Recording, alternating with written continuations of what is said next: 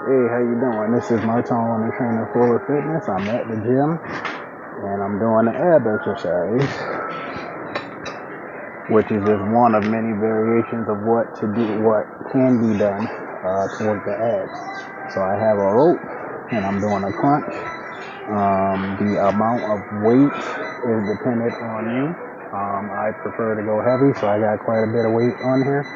But again, this is just to show you what and how to do it. Okay, put some weight on.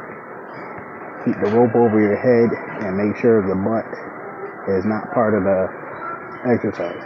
So the goal is to come all the way up, all the way down. And what I mean is to not let your butt, do that. So it's just here, going all the way down, all the way up, and not pulling with your arms to keep the focus on the abs.